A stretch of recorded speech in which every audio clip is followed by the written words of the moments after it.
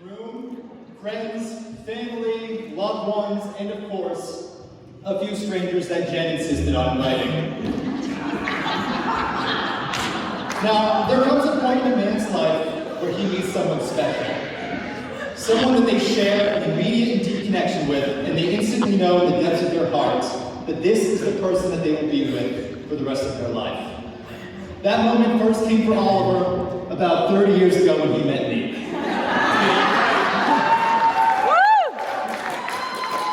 For those of you who don't know me, I am tonight's best man. My name is Zach, and I have been best friends with Oliver for quite literally our entire lives. Now, growing up, I wasn't very close with my actual siblings, and Oliver was, in many ways, not just my best friend, but like the older brother that I never had. We would explore, learn, game, talk about our problems, our aspirations, our dreams. We did everything together. In fact, there were summers where I think I spent more time at his house than I did at my own. Now, he and his family were and still are like an extension of my family and have always welcomed me with open arms. It should come as no surprise then that you all know Oliver as someone caring, smart, talented, and a sound decision maker. However,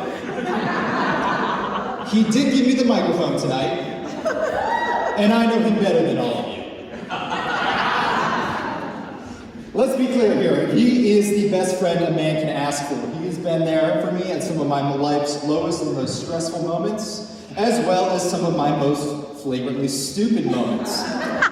This includes one that he explicitly asked me to not talk about tonight, where an unspecified younger version of a best man had a few too many drinks and started an altercation with a rugby player who was 50 pounds bigger than me.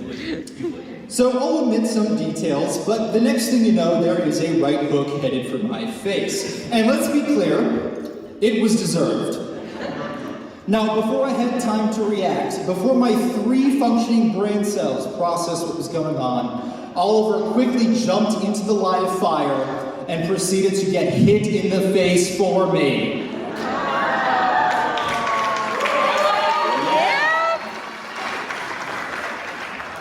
Now, the reason I tell that story is it tells you everything you need to know about what kind of a man Oliver is. Here is someone who just exhibited the epitome of selflessness. He knew his friend was in the wrong. He knew his friend was being a complete imbecile. Yet he put himself in harm's way to protect someone that he cared about. Now, fast forward to last year, I was going through a rough patch, I was behind on things and I needed help. Oliver was there to pick me up when I was down. He hung out with me for an entire weekend, cheered me up, pressured me to drink, and helped me clean my entire house from top to bottom. Now, I can tell you firsthand, he has a heart of gold. He is someone who will always lend a helping hand, who will always be there to pick you up when you're at your lows, and who will always answer the call as long as he remembers to charge his phone. Yep. When I first met Hannah, I remember she had this bubbly, outgoing personality, and she was so approachable. It was like we already knew each other, like we were already friends.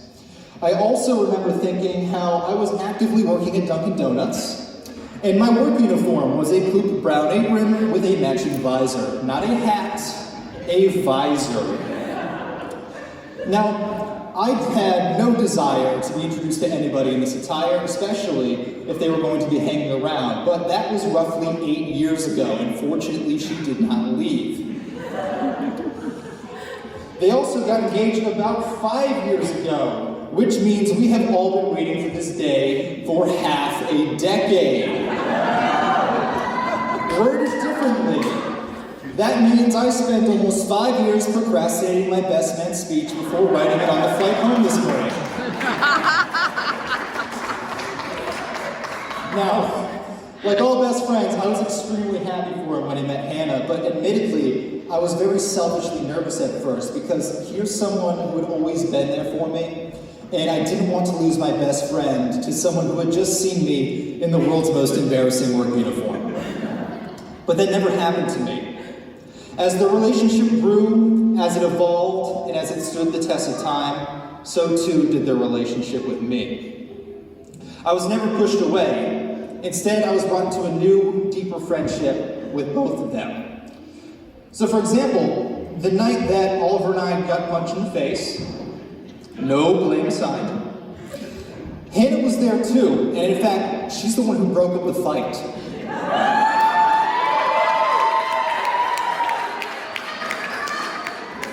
The weekend that Oliver came over to cheer me up, Hannah was there for the entire weekend. And let me tell you, she was an absolute champion. She literally lifted Oliver onto her shoulder so he could clean higher on the windows while she nursed one of the worst hangovers I have ever seen. Yeah. She has been there for me just as much as Oliver has in the past few years, and she always picks up the call when Oliver's phone is invariably dead. I'm proud to stand here before you today and tell you that my concerns were baseless. They were unfounded. Because I can honestly say that before, where I had my one best friend, the one person I could always lean on, now I have two. Woo! And with that, if everyone Here, please here. raise their glasses for a toast. Here. Oliver and Hannah, you are two of the most caring, genuine, and downright ridiculous people I have ever met. Do not change. I speak for all of us when I say that we love you deeply and that you've impacted our lives in ways that you cannot even imagine. We're incredibly grateful you two found each other and want you to know that you're both fully deserving of the remarkable person you're seated next to now. Here's to a lifetime of happiness and fond memories, both new and old. Congratulations and cheers.